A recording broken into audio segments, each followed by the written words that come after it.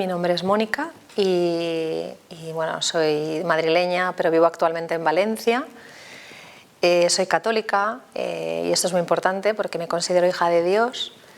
Desde bien pequeñita siempre tuve fe, pero hubo un momento en mi vida en el que me aparté y ahí empezaron a suceder una serie de hechos, ¿no?, que marcaron mucho mi vida, de forma que al final luego Dios volvió a buscarme, ¿no? y con ello pues ha hecho una obra, ¿no?, importante, y está haciendo una obra importante en mi vida y continúa haciéndola, ¿no? Entonces mi testimonio hoy sobre todo es un testimonio del amor de Dios, de la misericordia de Dios y de cómo Él va transformando mi vida y el de mi familia en base a un hecho que ha sucedido hace muy poco tiempo y que es de máxima actualidad, tristemente, ¿no?, como es la persona que quiere pues acceder a una eutanasia, ¿no?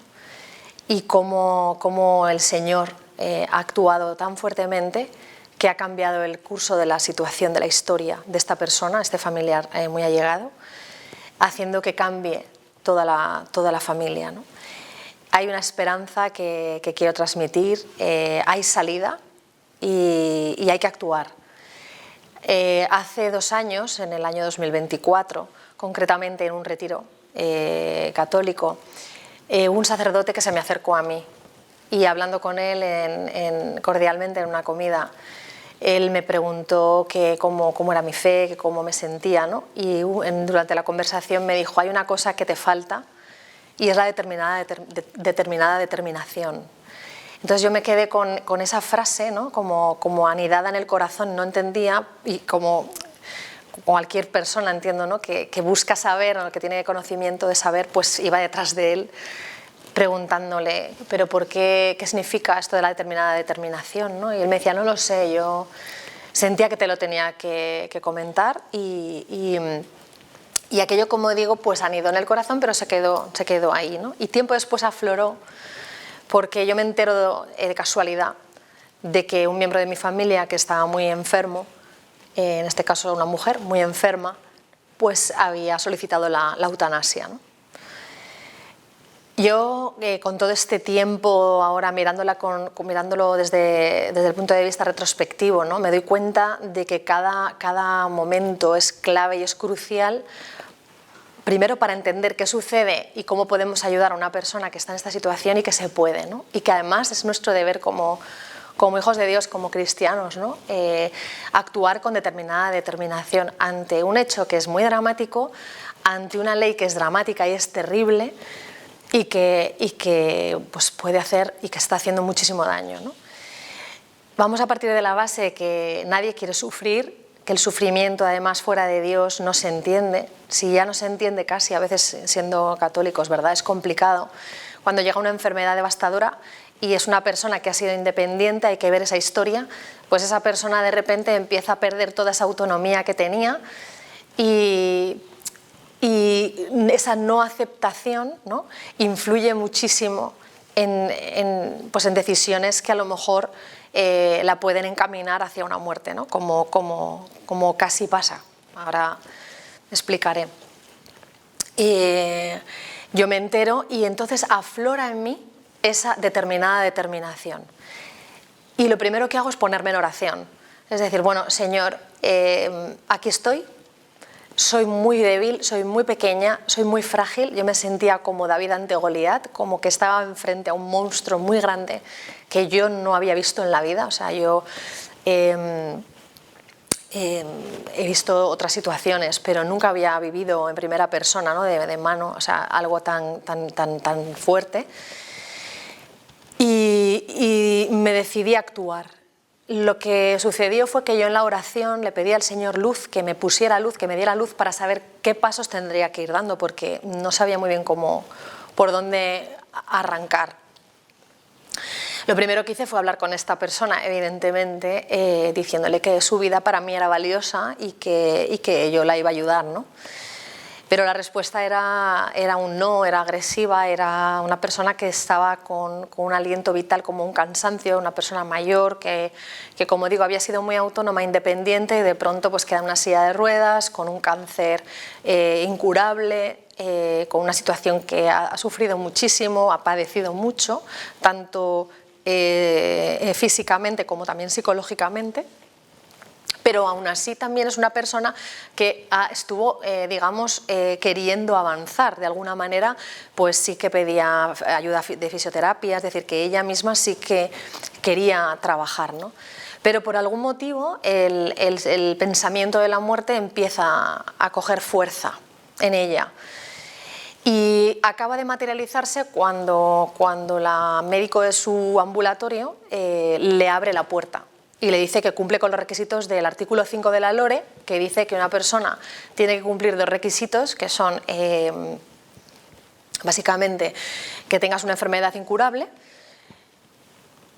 por lo tanto destinada a fallecer, y por otro lado que tengas un dolor persistente e insuperable. Pero claro, esta doctora vio algunos informes médicos. Cuando una familia se enfrenta a esto, aquí caben dos posturas. Normalmente una, que es la mía, la tenía muy clara: voy a defender la vida, porque aquí no es voy a estar en contra de la muerte, es que tengo que estar a favor de la vida, porque al final la vida la da Dios, ¿no? Y puede que encuentres personas alrededor, amigos, familiares, pues hay de todo, que te diga, no, esto hay que ser bueno, ¿no? Hay que, con una intención de bondad, que se puede entender desde ese punto de vista, esa intencionalidad, pues hay que apoyar la muerte. Pero también yo me di cuenta de que durante todo el proceso hay varias cosas muy importantes. Primero, es una ley garante, nos enfrentamos a un monstruo que te garantiza ese fallecimiento, y entonces tienes que correr rápido, porque había personas que daban un mensaje de tienes mucho tiempo, y realmente no tenemos mucho tiempo porque actúa muy rápido, o sea, porque es un procedimiento que te garantiza llegar ahí. A no ser que la persona cambie de opinión, y para que la persona cambie de opinión, la única herramienta, digamos, fuerte, el don más grande que Dios puede darnos es el amor de la familia, que cambie el círculo de las cosas, el amor de una familia que sepa arropar a esta persona en un momento determinado y la sepa ayudar para salir de ese agujero, ¿no? Y eso fue un poco lo que hice yo, o sea, armarme de valor con la ayuda del Señor y decir, pues voy a salvar, voy a ayudar, ¿no? No a salvar, sino porque salva solo Dios, ¿no? Pero sí a poner todo de mi parte para ayudar a esta persona, ¿no? Y como digo, siempre en la oración, siempre pegada al Señor, yo pensé, ¿qué tengo que hacer? Pues lo primero, informarme sobre qué ley, porque yo no conozco la ley. Entonces estuve llamando a muchos abogados y ninguno me quiso, no es que no sabían, que no se habían enfrentado todavía a algo así, pero sí abogados cristianos que ya conocían el procedimiento, ¿no? Y por otra parte, la asociación de Spaymater por la Vida, por la cual yo estoy colaborando con ella, que también me daba una solución, ¿no? Es decir, vamos a trabajar en pos de esta vida, ¿no? Vamos a ayudar. Y como digo, el procedimiento va avanzando de una manera que no te vas dando cuenta, pero va pasando por una serie de procesos. Lo primero que ocurre es que poniéndose en el lugar de la ley, digamos, lo que dice es que ante todo la libertad de la persona, pero ya per se tú no puedes entrar con esa persona, acompañarla cuando ya está el médico hablando con ella. Es decir, esa persona está sola con el médico y con todos los médicos que la vayan viendo. Por lo tanto, hay cierto aislamiento. En realidad, esa protección que parece ser, pues al final es un aislamiento. Normalmente una persona, cuando tiene un familiar que tiene una enfermedad, suele acompañarla. Básicamente porque esa persona está vulnerable y a lo mejor no se entera bien de lo que está pasando, ¿no? O no escucha bien, ¿no? Y dice, acompáñame para ver qué está diciendo este doctor. Y yo lo que quería era acompañar a mi familiar para saber qué estaba pasando, pero no se me permitió. Entonces eso, pues desde ahí te encuentras con muchas puertas que se cierran a los familiares, como que no tenemos voz. Entonces, claro, el recurso que tenemos que utilizar es realmente el amor hacia la persona, la interacción directa con esta persona, ¿no? Se pasa mal, se sufre mucho, porque tú ves que hay un sufrimiento y eso le supera a una familia, ¿no? Yo me he dado cuenta porque, por ejemplo, hay muchos casos en los que hay una persona que quiere suicidarse Y yo siempre digo, y nosotros desde la asociación decimos, bueno, entonces, ¿qué hacemos, ¿no? Si vemos una persona que está en un puente, ¿qué le vamos a dar, la mano o la patada? O sea, ¿qué es lo que hay que hacer, ¿no? ¿Tú qué le darías? ¿Cuál es tu impulso primario? Nuestro impulso primario es darle la mano, no la patada, ¿no?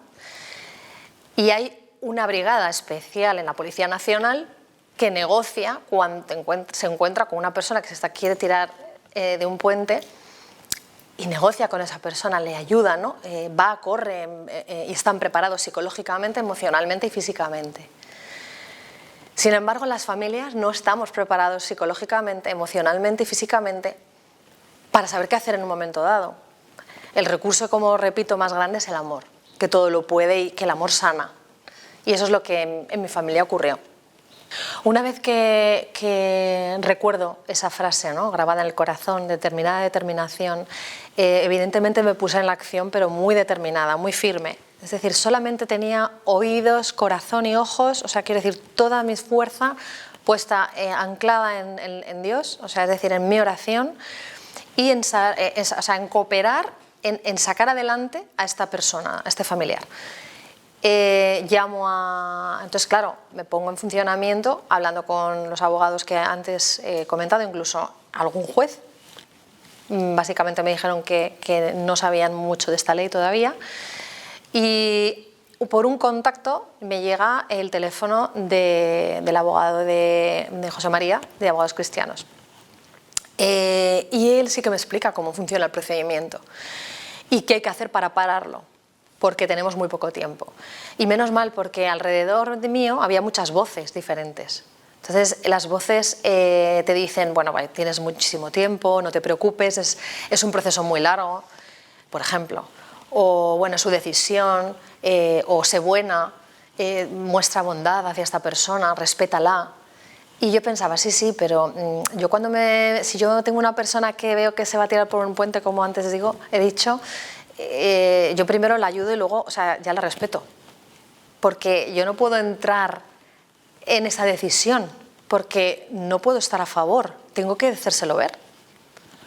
O sea, es verdad que si luego decide lo contrario, pues me quedaré mal, pero mi obligación, o sea, mi corazón está en decirle, no estoy de acuerdo, no te acompaño ahí no te acompaño. Luego lo descubrí en el procedimiento, porque fue así como esta persona empezó a escucharme realmente, a tomar un poco de conciencia, ¿no?, a cambiar esa parte de conciencia.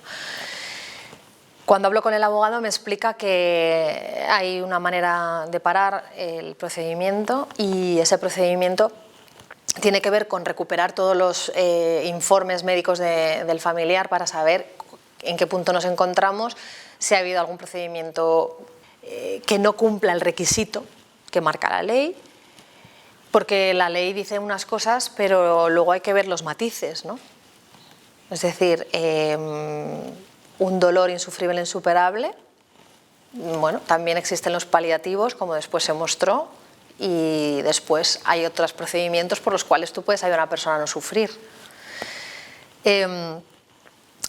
Y me explica que lo podemos parar haciendo unas alegaciones, interponiendo pues, al tribunal, que nos lo tira, porque nos dice que primero está la resolución del tribunal antes que nosotros hacer unas alegaciones, ¿no? Es decir, que no tienen en cuenta lo que el familiar dice, o al menos eso es lo que yo vi, ¿no? Es decir, durante todo el procedimiento pues, podemos hacerlo vía contencioso administrativo o vía penal. Hay dos formas de hacerlo, de paralizar el proceso, pero sí que tenemos que ponernos en manos de un abogado.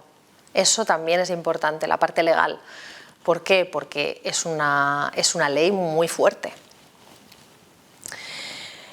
Cuando nos ponemos en el trabajo, ¿no?, digamos, él me pide toda la información y, por supuesto, también cuento con mi asociación, una asociación donde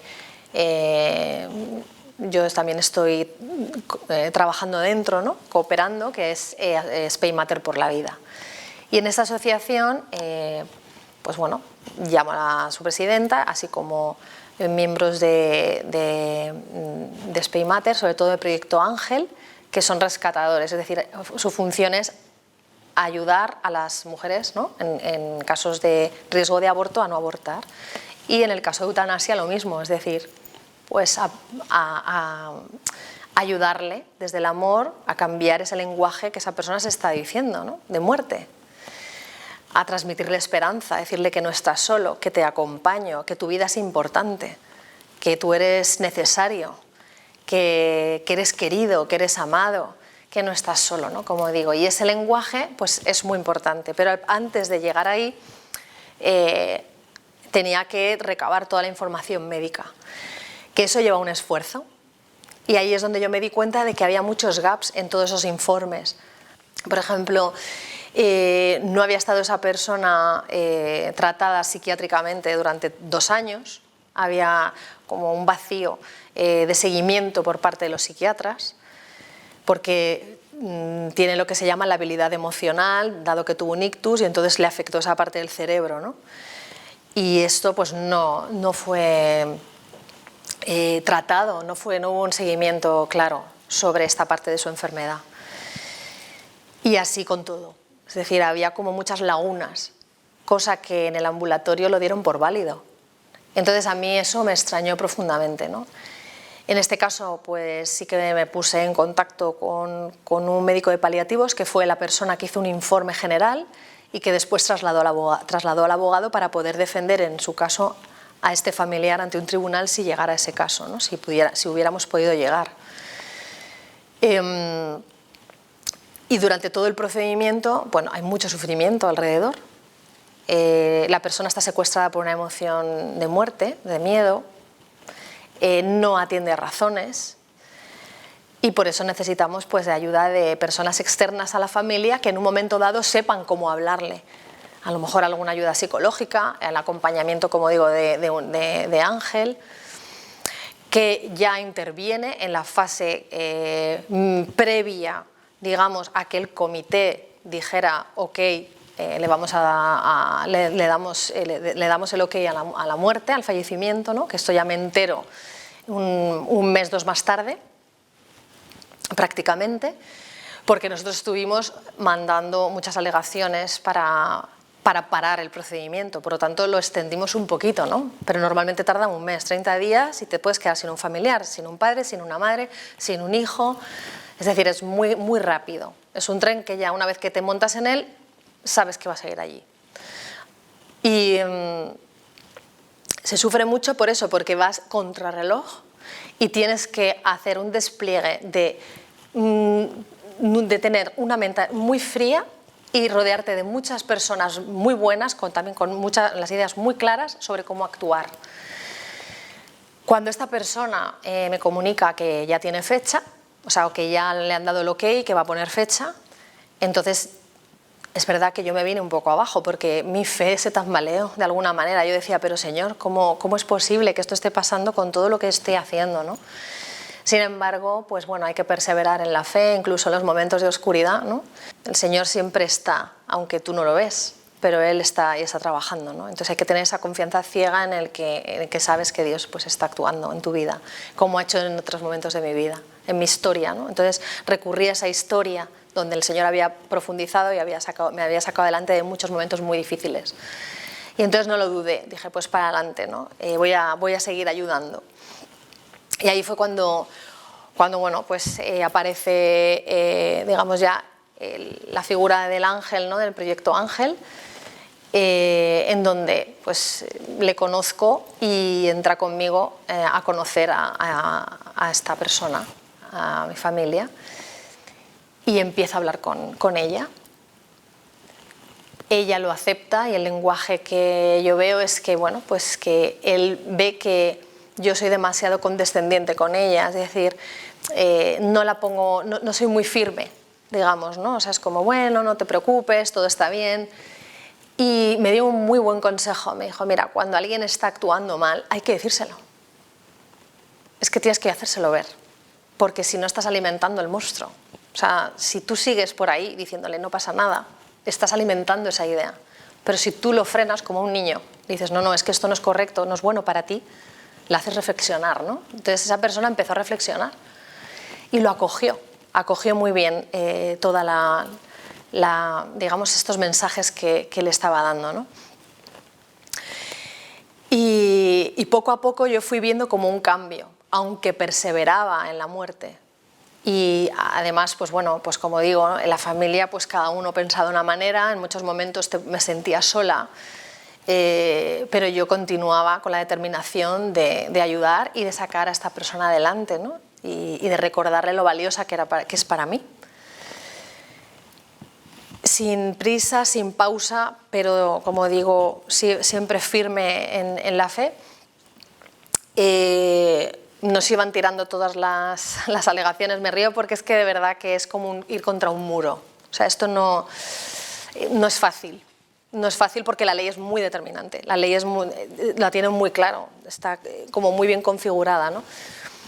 Pero hay una cosa que sí que me explicó mi abogado, y que decía que una persona que ha estado luchando durante una etapa de su vida en rehabilitarse, hay un término legal que dice que no puede ir contra esa lucha, es decir, contra todo lo que ella ha hecho, porque es como tirarse piedras contra su propio tejado, es decir, como si no hubiera hecho nada. No, es que tú has estado peleando por salir adelante, has estado intentando andar, caminar, rehabilitarte, y tú no puedes ir ahora contra todo eso porque de repente tiras la toalla, ¿no? Y además, junto con el médico de paliativos que acudió también a ver a esta persona, ¿no?, y pudo hablar con ella, se dio cuenta de que realmente el sufrimiento que tenía era un cansancio, como además estaba especificado por el informe que había hecho la doctora, un cansancio vital que normalmente tienen las personas mayores cuando llegan ya como a término o casi a final de su vida, ¿no? Un cansancio vital que hace tirar la toalla, y más si tienes una enfermedad, más si no aceptas tu enfermedad, etcétera, ¿no? Y entonces la medicación de la parte física se empezó a tratar. Como en los informes decíamos que había una laguna psiquiátrica, inmediatamente el comité nos envió a hacer un informe psiquiátrico, pero todas las personas que estaban para hablar con esta persona, ¿no?, con mi familia, eran pro eutanasia. De hecho, a mí sí en ese momento me dejaron entrar. Yo expliqué las razones por las cuales yo veía que no estaba en su sano juicio, en el sentido de no porque no tuviera capacidad, sino porque nadie puede tomar una decisión en un momento de debilidad y de vulnerabilidad tan grande, ¿no? Y en un momento de tribulación tan fuerte, pues no estás lúcido y no se puede ni para un lado ni para otro, es decir, no se puede tomar una decisión así. Y bueno, la verdad es que no me escucharon. Pero yo seguí insistiendo, ¿no? Yo siempre decía, bueno, pues, pero mira cómo tienes aquí a José, ¿no?, que te habla y que te está ayudando, ¿no? Y esa persona decía, sí, lo veo, ¿no? Pero poco a poco tenía como una lucha, ¿no? Por un momento sí que veía la luz, pero por otro lado veía también la oscuridad, ¿no? Y tiraba mucho, era muy fuerte para ella. Entonces decidí sacarla de ese ambiente y llevarla a un tiempo de vacaciones. Y allí conocí a mi grupo de oración, ¿no?, en la zona donde yo vivo. Y todas las personas se iban acercando, ¿no?, a ella para decirle lo mucho que habían rezado por ella. La cadena de oración tan fuerte que estaba sucediendo a la vez, pues le iban diciendo, tú eres esta persona, pues estoy rezando por ti, Dios te ama, no te preocupes, tú eres valiosa. Y ella como que iba como rompiendo una coraza que tenía, ¿no?, como un muro muy fuerte, y iba venciendo, dejándose vencer, ¿no?, como descansando en todos esos comentarios positivos, ¿no? Por una vez empezaba a escuchar que era amada, ¿no? Ella estaba todo el tiempo desde la herida mentalmente funcionando, pero desde el amor funciona de otra manera, ¿no? Entonces ella fue viendo que su corazón de alguna forma iba sanando. Y ahí se rompió, ¿no? Ahí hubo como algo que hizo clic en ella y empezó como a darse cuenta de que bueno, pues que algo estaba pasando, ¿no? Volví a viajar conmigo varias veces, ¿no?, sacarla de ese entorno. Es decir, hubo muchísimas personas alrededor que nos ayudaron para poder estar en casa de unos amigos, porque yo no tengo ascensor, ¿no? Y al final pues ella no puede caminar. pero nos dejaron una casa, estuvimos por parte de unos amigos de la asociación, ¿no? Y gente muy buena, ¿no? Nos rodeaba. Nos empezamos a rodear de personas buenas, de personas de Dios, de personas de fe, de personas que la amaban. Entonces, a partir de ahí, ella empezó a sanar el corazón. Pero yo no me daba cuenta, o sea, yo seguía empeñada en, ¿no?, en que la muerte estaba cerca y que había que sacarla de esa mentalidad. Y nos iban tirando, o sea, el tribunal no hacía caso a todos mis requerimientos. Ni siquiera supe nunca ni quiénes son, ni qué personas hablaban con ella. Observé que a ella la llamaban cada 15 días desde el ambulatorio, como una especie de persecución. O sea, yo veía cosas que realmente no veía libertad. Yo no sentía la libertad por ningún sitio. Entonces nos quitaba la paz, ¿no? Es muy importante tener presente que hay dos fuerzas que confluyen. Una fuerza que es la de la muerte, la fuerza del mal, digamos, la que tiras la toalla, que no te valoras, piensas que nadie te quiere, que tu vida no tiene sentido, pues eso, que si te mueres pues nadie te va a echar en falta. Y por otro lado está la fuerza del amor, la fuerza de que todo lo puede, que desde luego tu vida es importante, que tiene un significado, que la enfermedad tiene un propósito, que transforma vidas, como ha sucedido en la de mi familia. Nos hemos llenado de gracias. Al final Dios nos ha dado muchísimos dones, muchas gracias, ¿no? Nos ha unido muchísimo más.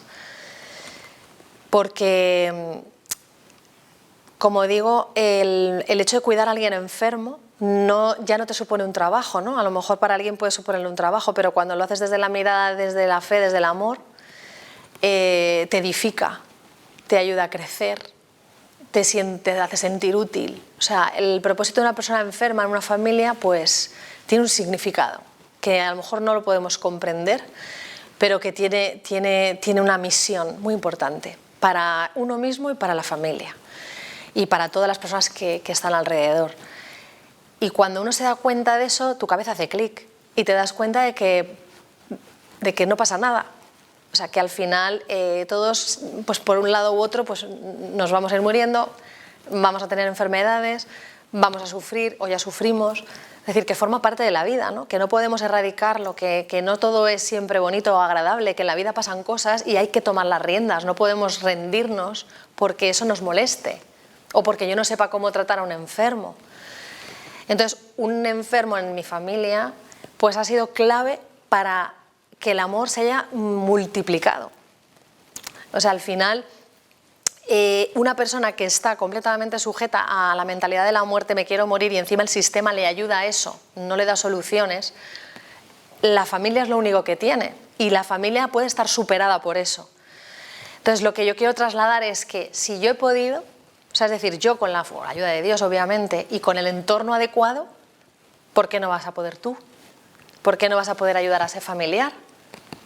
Es decir, hay que planteárselo como que somos capaces de algo bueno, ¿no?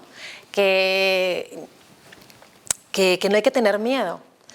Y yo al final pues me iba oponiendo a muchas personas, pero porque yo tenía claro el mensaje. El mensaje es: yo te amo, tú eres valiosa, tú eres importante, no puedes caminar, pero tu mirada pues ya me llena, o tu sonrisa, o sencillamente porque cómo me abrazas, o da igual, o sea, eres importante, tu sola presencia, ¿no?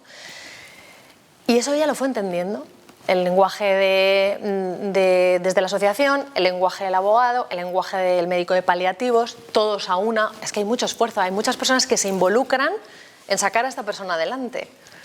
O sea, es decir, cuando tú quieres ayudar a una persona, no solo eres tú, es que tienes que reunir muchísimas, muchísimas fuerzas. Al final, ella entra en un periodo de conversión porque se da cuenta a través de la oración. Por supuesto, la oración es clave aquí, es decir, los círculos de oración que a nivel internacional hubo muchísimas personas orando por ella, mucha cadena de oración. La oración fue muy importante, muy necesaria. A nivel legal, como digo, nos dimos cuenta de que evidentemente los informes no estaban bien, no estaba bien cuidada, no estaba siendo bien atendida, había mucha dejadez médica en ese sentido. Por otro lado, otros médicos se lavaban las manos, otros sí que se ocuparon, porque cuando ella iba a hacerse a lo mejor una revisión de lo que fuera en un hospital, salta, porque ellos ven que es una persona que tiene eutanasia, entonces había gente que yo veía un amor en esos médicos que, como son autoridad, también es muy importante, porque un médico tiene una autoridad sobre el enfermo. Entonces, qué importante es que tu papel sea el de yo te ayudo, estoy aquí para ayudarte, no te preocupes, vamos a salir adelante, ya verás cómo voy a hacer todo lo posible para quitarte este dolor, lo vamos a superar juntos. Es decir, que es un camino, es un acompañamiento en multitarea, en muchas áreas de la vida de la persona, ¿no? Psicológica, psicológica, emocional, física, o sea, hay muchísimas áreas que cubrir. Pero lo fuerte es que esté aquí hablando de esto, es decir, claro que hay que dar gracias a Dios por todo, ¿no? Pero es que si podemos evitar esto, es decir, si esta ley no existiera, si estaríamos centrándonos en otras cosas, ¿no? En crecimiento, en prosperidad, en hacer muchísimas cosas no sé, de otro tipo, ¿no? Y sin embargo fue un tiempo muy duro, la lucha que tenía esta persona, cómo entra en este periodo de muerte, de querer morir, y poco a poco, ya digo, con estas palabras, de este arropamiento que ella sentía, pues hubo un momento que me dijo que había dicho que no a la eutanasia, ¿no? Si ella inició el procedimiento en el mes de mayo, en septiembre, entre unas cosas y otras que se fue paralizando, dijo que no a la eutanasia finalmente, pero esos meses fueron muy duros, de muchísima incertidumbre, de una fe ciega y de darte cuenta de que bueno, pues que somos capaces, ¿no?, de sacarla adelante. Luego, además, ella se confesó, o sea, ha tenido una conversión que ha sido el regalo más hermoso que hemos podido recibir en la familia. Desde esa confesión recibió la unción de enfermos, estando yo presente, pude comulgar con ella, ¿no? Después de toda su vida, porque ella recibió la comunión y nunca más volvió a comulgar. Empezó como a conocer a Dios, ¿no? Desde otra perspectiva. Y se paralizó el procedimiento, porque ella lo paralizó. Bueno, yo estoy en varios grupos de oración. En uno de los grupos de oración rezaron por mí, hicieron intercesión, y para mí fue un regalo, ¿no?, también de la comunidad, el ver que hay muchas personas pues que estuvieron, pues eso, pendientes también de mí, ¿no? No solamente del familiar mío, de mi familia, sino de mí misma, porque también hubo un desgaste muy significativo de mucho, pues como digo, mucho sufrimiento, porque nadie quiere ver a nadie morir, ¿no?, suicidarse, porque al final quería suicidarse, o sea, quería ser ayudada a suicidarse. Todos los enfrentamientos que haya habido, yo ahora con perspectiva lo veo como una defensa, los ataques son defensas a veces de las personas, entonces hay que tomarlo así, como se está defendiendo de algo muy gordo, porque como decía al principio, no estamos preparados para abarcar algo tan grave, no sabemos cómo hacer. Cuando ellos vieron que con la actitud mía, con mi actitud, solo con mi actitud de amor, de estar al lado, de protegerla, pues ellos empezaron a darse cuenta. No hace falta hablar de Dios, muchas veces siempre nos lo dicen, ¿no?, con la actitud. Entonces empezaron a escucharme, a darse cuenta, a mirarme con otros ojos, y eso nos unió muchísimo más. Tanto es así que dentro de mi familia está habiendo conversiones, está habiendo muchas más conversiones. Es decir, está habiendo mucho más acercamiento a Dios, hay muchísima más paz con nuestras luchas de siempre, ¿no? Puede haber cosas, porque somos humanos, pero al final nos ha unido más, nos ha unido, ¿no? Y necesitaba la familia ver que alguien, ¿no?, tomaba de alguna manera las riendas, pero es una pena que lo tenga que hacer la familia y no pues una entidad estatal también que nos pueda ayudar, porque estamos esperando que nos ayuden, ¿no?, también de alguna forma aquí, y que digan, oye, la vida es relevante, la vida es importante, pero en todo, en el inicio y en el final, ¿no? Y bueno, en mi caso, pues también me han venido algunos llamamientos para ayudar a otras personas que estaban pasando por este proceso. Han llegado a mí, pues algunas personas que necesitaban la ayuda para salir de la mentalidad de la eutanasia, ¿no? Porque al final es una mentalidad. Y con la ayuda de la Asociación Despi Mater por la Vida, pues hemos estado haciendo acciones, ¿no? Pero es muy difícil, porque para llegar a esas personas es complicado si los familiares no tienen esta determinada determinación. Que es posible. O sea, que la esperanza está, y yo es lo que quiero trasladar, ¿no? Es un mensaje de esperanza, de que se puede, claro que se puede. Lo que sí que recomiendo de verdad y de todo corazón es no decirle que haga lo que quiera. O sea, tienes que ser firme, decir, no, eso no está bien hecho. Lo que estás haciendo no está bien hecho. No pasa nada, yo te lo digo, es mi opinión. Porque es verdad, o sea, no te voy a acompañar ahí. Yo ahí no te voy a acompañar. Cuando se abre una puerta, y es una puerta de muerte, lo fácil es pensar, bueno, si es una ley, ¿no? Es que es buena. Cuando vemos las leyes es que pensamos que las autoridades tienen razón y que efectivamente porque existe una autoridad legal que te dice que eso se puede hacer y que es permisible, o sea, quiero decir que se permite, es bueno, pero no todo lo que se aprueba es bueno.